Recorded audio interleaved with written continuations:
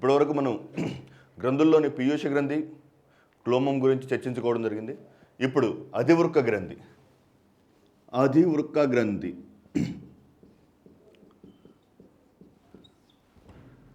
ఆకారం చూసినప్పుడు అధివృక్క గ్రంథి యొక్క ఆకారం టోపీ ఆకారంలో మూత్రపిండాలపై ఉండే ఒక జత అధివృక్క గ్రంథులు కనిపిస్తాయి. మూత్రపిండాలపైన ఉంటాయి కాబట్టి అది వృక్క. వృక్కాలు అనగా మూత్రపిండాలకు సంబంధించి. సో మూత్రపిండాలపై టోపీ ఆకారంలో గల ఒక జత గ్రంథులను అధివృక్క గ్రంథులు అంటారు. ఇవి సాధారణంగా రెండు భాగాలుగా విభజించవచ్చు. బాహ్య వల్కలం మరియు లోపలి దవ్వ. ఇంగ్లీష్లో దీన్ని బాహ్య భాగాన్ని కార్టెక్స్ అండ్ మెడుల్లా అని అంటారు. అధివృక్క గ్రంథి యొక్క బాహ్య భాగాన్ని వల్కలం అని, లోపలి భాగాన్ని దవ్వ అని అంటారు. వల్కలం ఇంగ్లీష్లో కార్టెక్స్ అంటారు కాబట్టి ఇది వల్కలం నుంచి విడుదలయ్యే హార్మోన్లను కార్టికాయిడ్స్ అని అంటారు. వల్కలం నుండి విడుదలయ్యే హార్మోన్లను కార్టికాయిడ్స్. మెడుల్లా లేదా దవ్వ భాగం నుంచి ప్రధానంగా రెండు రకాలైనటువంటి హార్మోన్లు విడుదలవుతాయి. ఒకటి అడ్రినలిన్, రెండు నార్ అడ్రినలిన్. కార్టికాయిడ్స్ సాధారణంగా మూడు రకాలైనటువంటి కార్టికాయిడ్స్ కనబడతాయి. అవి చేసే పనిని బట్టి అవి సాధారణంగా మూడు రకాలైనటువంటి కార్టికాయిడ్స్గా పేర్కొనవచ్చు. ఒకటి గ్లూకోకార్టికాయిడ్స్, రెండు మినరలోకార్టికాయిడ్స్, మూడు సెక్స్ కార్టికాయిడ్స్. అధివృక్క గ్రంథి యొక్క బాహ్య వల్కలం విడుదల చేసే హార్మోన్లను కార్టికాయిడ్స్ అని అంటారు. అధివృక్క గ్రంథి యొక్క బాహ్య వల్కలం విడుదల చేసే హార్మోన్లను కార్టికాయిడ్స్ అని. ఈ కార్టికాయిడ్స్ సాధారణంగా అవి చేసే విధుల ఆధారంగా మూడు రకాలైనటువంటి కార్టికాయిడ్స్ కనిపిస్తాయి. ఒకటి గ్లూకోకార్టికాయిడ్స్, రెండు మినరలోకార్టికాయిడ్స్, మూడు సెక్స్ కార్టికాయిడ్స్. లోపలి దవ్వ భాగం నుంచి ప్రధానంగా రెండు రకాలైనటువంటి హార్మోన్లు విడుదలవుతాయి. ఒకటి అడ్రినలిన్ మరియు నార్ అడ్రినలిన్. అవి చేసే విధులను బట్టి మనం జాగ్రత్తగా గమనించి చూస్తే గ్లూకోకార్టికాయిడ్ అనే హార్మోన్ స్ట్రెస్ హార్మోన్ అని కూడా పిలుస్తారు. Glucocorticoids stress hormone. మానవుడు ఒత్తిడిలో ఉన్నప్పుడు పనిచేసే అతి ముఖ్యమైనటువంటి హార్మోన్. ఎలా పనిచేస్తుంది? ఒకవేళ మానవునికి ఏదైనా ఎలక్ట్రిక్ షాక్ తగలటం వల్ల కానీ, లేకపోతే ఏదైనా ఒత్తిడికి లోనవడం వల్ల కానీ అతని శరీరంలో ఉన్నటువంటి గ్లూకోజులు పూర్తిగా వినియోగించబడటం వల్ల కొత్త పదార్థాలైనటువంటి ప్రోటీన్లు మరియు క్రొవ్వుల నుండి గ్లూకోజులను తయారు చేసే hormone glucocorticoids. Very very important. Glucagon ఇప్పటి వరకు మనం ఇంతకుముందు మనం చర్చించినట్టు క్లోమం యొక్క అంతఃస్రావి భాగంలో మూడు రకాలైనటువంటి కణాలు ఉన్నాయని చెప్పుకున్నాం. ఆల్ఫా, బీటా మరియు డెల్టా కణాలు. ఆల్ఫా కణాలు గ్లూకగాన్, బీటా కణాలు ఇన్సులిన్ మరియు డెల్టా కణాలు స్టెమటోస్టాటిన్ అనే హార్మోన్ గురించి చెప్పుకున్నాం. గ్లూకగాన్ గ్లూకోజ్ యొక్క ఉత్పత్తిని దోహదం చేస్తే ఇన్సులిన్, బీటా కణాలు విడుదల చేసే ఇన్సులిన్ గ్లైకోజన్ యొక్క ఉత్పత్తిని దోహదం చేస్తుంది. కానీ ఈ గ్లూకోకార్టికాయిడ్స్ గ్లూకోజ్ యొక్క ఉత్పత్తిని దోహదం చేస్తాయి. కానీ గ్లైకోజన్ నుంచి కాకుండా కొత్త పదార్థాలైనటువంటి క్రొవ్వులు మరియు ప్రోటీన్ల నుండి గ్లూకోజ్ను తయారు చేసే అతి ముఖ్యమైన హార్మోన్. ఇలా శరీరంలో గ్లూకోజ్ లేదా పిండి పదార్థాలు పూర్తి అయిపోయినప్పుడు శరీరంలోని క్రొవ్వులు మరియు ప్రోటీన్ల నుండి గ్లూకోజ్ను తయారు చేసే విధానాన్ని గ్లూకోనియోజెనెసిస్ అని అంటారు. జెనెసిస్ అనగా ఉత్పత్తి, నియో అనగా కొత్త పదార్థాల నుండి గ్లూకోజ్. కొత్త పదార్థాలు అంటే ఏ కొత్త పదార్థాలు? ప్రోటీన్లు మరియు క్రొవ్వుల నుండి గ్లూకోజ్ను తయారు చేయడానికి దోహదం చేసే హార్మోన్ కనుక గ్లూకోకార్టికాయిడ్. అప్లికేటివ్ ఏరియాస్లో అడిగిన క్వశ్చన్ జాగ్రత్తగా ఆన్సర్ చేయగలిగి ఉన్నాడు. ఏదైనా ఒక వ్యక్తిలో ఒత్తిడిలో ఉన్నప్పుడు అతని శరీరంలోని పిండి పదార్థాలు లేదా గ్లూకోజ్ పూర్తి స్థాయిలో అతని శరీరం నుంచి వినియోగించబడినప్పుడు అతనికి గ్లూకోజ్ను అందించడానికి దోహదం చేసే అతి ముఖ్యమైన హార్మోన్ గ్లూకోకార్టికాయిడ్స్. ఎక్కడి నుంచి తయారు చేస్తుంది గ్లూకోకార్టికాయిడ్స్? పూర్తి విరుద్ధమైన పదార్థాలు, ప్రోటీన్లు విరుద్ధమైన పదార్థాలు, క్రొవ్వులు విరుద్ధమైన పదార్థాలు, ఈ రెండు కొత్త పదార్థాల నుండి గ్లూకోజ్ను తయారు చేసే హార్మోన్ కనుక దీన్ని గ్లూకోకార్టికాయిడ్స్ అంటారు. అది చేసే విధానాన్ని గ్లూకోనియోజెనసిస్ అని. ఇది ఒత్తిడి సమయంలో శరీరానికి గ్లూకోజ్ను అందిస్తుంది కనుక దీన్ని స్ట్రెస్ హార్మోన్ అని అంటారు. అధివృక్క గ్రంథి యొక్క బాహ్య వల్కనం నుండి విడుదలయ్యే గ్లూకోకార్టికాయిడ్స్ యొక్క విద్యం. Next మినరల్లో corticoids.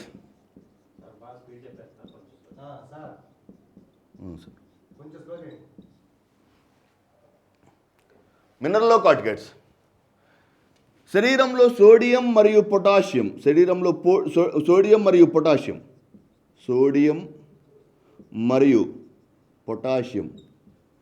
అనే రెండు అతి ముఖ్యమైన మూలకాలు ఉంటాయి. శరీరంలో నాడీకణ ప్రచోదనానికి దోహదం చేసే రెండు అతి ముఖ్యమైన మూలకాలు సోడియం మరియు పొటాషియం.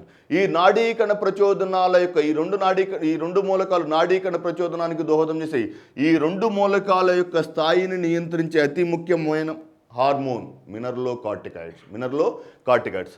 శరీరంలో సాధారణంగా సోడియంను అధికంగా నష్టపోతుంటాం. శరీరం నుండి అధికంగా నష్టపోతుంటాం. మూత్రం నుండి, స్వేదం నుండి, లాలాజలం నుండి మరియు బయలు వర్ణాల ద్వారా మూత్రం, స్వేదం, లాలాజలం మరియు బయలువర్ణాల ద్వారా అధికంగా సోడియంను నష్టపోతూ ఉంటాము. కానీ పొటాషియం స్థాయి ఎల్లప్పుడూ రక్తంలో ఎక్కువగా ఉంటుంది. Very very important. చూడండి, సాధారణంగా సోడియం మరియు పొటాషియంల యొక్క స్థాయిని నియంత్రించే అతి ముఖ్యమైన మూలకం సోడియం మరియు పొటాషియంల యొక్క స్థాయిని ఎందువల్ల నియంత్రించాలి? సాధారణంగా సోడియంను మనం అధిక మొత్తంలో ఈ జీవరసాయన పదార్థాల ద్వారా లేదా ఈ జీవ పదార్థాల ద్వారా సోడియంను అధికంగా విడుదల చేస్తూ ఉంటాం. మరి పొటాషియం శరీరం నుంచి ఎక్కువ మొత్తంలో నష్టపోము కనుక పొటాషియం యొక్క స్థాయి ఎక్కువగా ఉంటుంది, సోడియం యొక్క స్థాయి తక్కువగా ఉంటుంది. తద్వారా ఏం చేయాలి?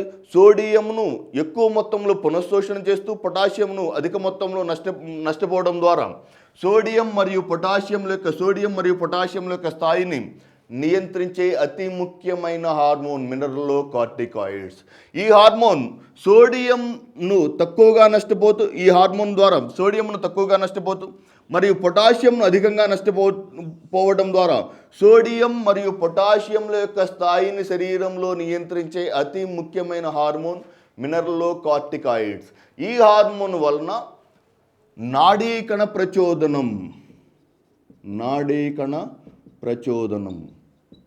లేదా నర్వ్ ఇంపల్స్. నాడీ వ్యవస్థలో మనం ఒకసారి ఆల్రెడీ చెప్పుకుని ఒకసారి రివిజన్ చేసుకోండి. నాడీకణ ప్రచోదనం 3 దశల్లో జరుగుతుందని చెప్పుకున్నాం. నాడీకణ ప్రచోదనంలో మానవుని యొక్క నాడీకణంలో ఉన్నటువంటి లోపల ఉన్నటువంటి సోడియం మరియు బయట ఉన్నటువంటి పొటాషియంల యొక్క వినిమయం జరగడాన్ని నాడీకణ ప్రచోదనంలోని దశలు. నాడీకణ ప్రచోదనం పోలరైజేషన్ లేదా డీపోలరైజేషన్ మరియు రీపోలరైజేషన్ అనే 3 విధాలుగా జరుగుతుంది. ఈ 3 విధాలుగా అవసరమైనటువంటి మూలకాలు సోడియం మరియు పొటాషియం. సాధారణంగా మనం సోడియంను ఎక్కువగా నష్టపోతాం కాబట్టి సోడియంను పునఃశోషణ అంటే శరీరం నుంచి ఈ జీవ పదార్థాల నుంచి సోడియంను ఎక్కువగా వెనక్కి లాగుతూ పొటాషియంను కొద్ది మొత్తంలో ఇదే జీవ పదార్థాల ద్వారా పొటాషియం నష్టపోతూ శరీరంలోని సోడియం మరియు పొటాషియంల స్థాయిని నియంత్రించే అతి ముఖ్యమైన hormone మినరల్లో corticoids. Next sex corticoids లేదా ఆండ్రోజన్స్ అని అంటారు వీటిని. సెక్స్ కార్టికాయిడ్స్ లేదా ఆండ్రోజన్స్ స్త్రీ మరియు పురుషులలో ద్వితీయ లైంగిక లక్షణాల ఏర్పాటుకు దోహదం చేసే అతి ముఖ్యమైన హార్మోన్. స్త్రీలు మరియు పురుషులలో ద్వితీయ లైంగిక లక్షణాల ఏర్పాటుకు దోహదం చేసే అతి ముఖ్యమైన హార్మోన్ ఆండ్రోజన్స్ లేదా సెక్స్ కార్టికాయిడ్స్. ఈ 3 హార్మోన్లను అధివృక్క గ్రంథి యొక్క బాహ్య వల్కల భాగం విడుదల చేస్తుంది. గ్లూకోకార్టికాయిడ్ శరీరంలో స్ట్రెస్ హార్మోన్ అంటారు. శరీరంలో చక్కెర స్థాయి తగ్గిపోయినప్పుడు, శరీరంలో చక్కెర స్థాయి పడిపోయినప్పుడు గ్లూకోజ్ను కొత్త పదార్థాల నుంచి తయారు చేసే హార్మోన్ గ్లూకోకార్టికాయిడ్స్. ఎందుకని ఇది కార్టెక్స్ భాగం. ఎవరి యొక్క కార్టెక్స్ భాగం? అధివృక్క గ్రంథి యొక్క బాహ్య వల్కల భాగం నుంచి విడుదలవుతుంది కాబట్టి కార్టికాయిడ్స్. ఇది గ్లూకోజ్ యొక్క స్థాయిని నియంత్రిస్తుంది కాబట్టి గ్లూకోకార్టికాయిడ్స్. శరీరంలో సోడియం మరియు పొటాషియం అనే మూలకాల యొక్క స్థాయిని నియంత్రిస్తుంది కాబట్టి మినరల్లో కార్టికాయిడ్స్. స్త్రీ మరియు పురుషులలో ద్వితీయ లైంగిక లక్షణాల ఏర్పాటుకు దోహదం చేస్తుంది కాబట్టి దీన్ని సెక్స్ కార్టికాయిడ్స్ అని అంటారు. ఈ సెక్స్ కార్టికాయిడ్స్ స్త్రీ మరియు పురుషులలో ద్వితీయ లైంగిక లక్షణాలను స్త్రీ మరియు పురుషులలో ద్వితీయ లైంగిక లక్షణాల ఏర్పాటుకు దోహదం చేసే ఆండ్రోజెన్స్ లేదా సెక్స్ కార్టికాయిడ్స్ యొక్క ఉత్పత్తిని పోస్ట్ పోన్ చేయటం లేదా వాయిదా చేయటంని యూనక్స్ అని అంటారు. యూనక్స్ మానవుల్లో ఉన్నటువంటి లేదా జంతువులలో ఉన్నటువంటి, సాధారణంగా గేదెల్లో ఈ ప్రక్రియ చేయడం జరుగుతుంది. గతంలో రాణికి కాపలాగా ఉన్నటువంటి భటులకు యునక్స్ విధానం ద్వారా వారి యొక్క ముష్కాలను ఒత్తిడికి గురి చేయడం ద్వారా వారిలోని ద్వితీయ లైంగిక లక్షణాలను ఆపివేయటం జరుగుతుంది. ఆ పరిస్థితిని యునక్స్ అని, ఆ విధానాన్ని యూనకాయిడిజం అని అంటారు. యూనకాయిడిజం అంటే ఏ వ్యక్తిలోనైనా ఏ జీవిలోనైనా ద్వితీయ లైంగిక లక్షణాల ఏర్పాటును వాయిదా వేసే ప్రక్రియను, ద్వితీయ లైంగిక లక్షణాల యొక్క ఏర్పాటును వాయిదా వేయటాన్ని యునక్స్ అని అంటారు. దీనికి ఏ హార్మోన్ యొక్క విడుదల ఆపటం జరుగుతుంది?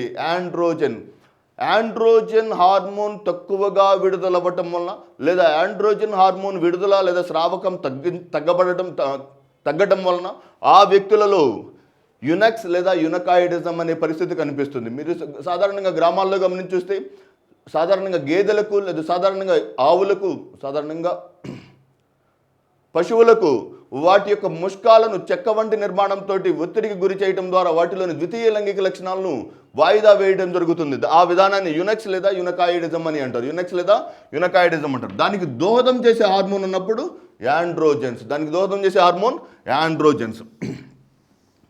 ఈ హార్మోన్ అధికంగా స్రవించబడటం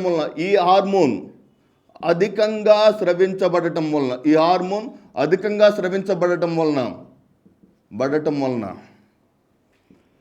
స్త్రీలలో ప్రత్యేకించి అడ్రినల్ విరిలిజం అనే వ్యాధి సంభవిస్తుంది. Adrenal virilism very very important.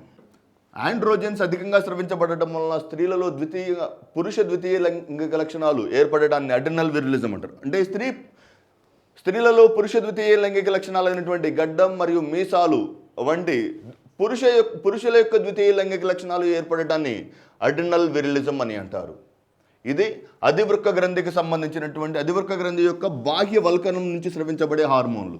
బాహ్య వల్కలం 3 హార్మోన్లు స్రవిస్తుంది: గ్లూకోకార్టికాయిడ్స్, మినరలోకార్టికాయిడ్స్ మరియు సెక్స్ కార్టికాయిడ్స్. మరి దవ్వ భాగం ప్రధానంగా 2 హార్మోన్లను విడుదల చేస్తుంది. దవ్వ భాగం అడ్రినలిన్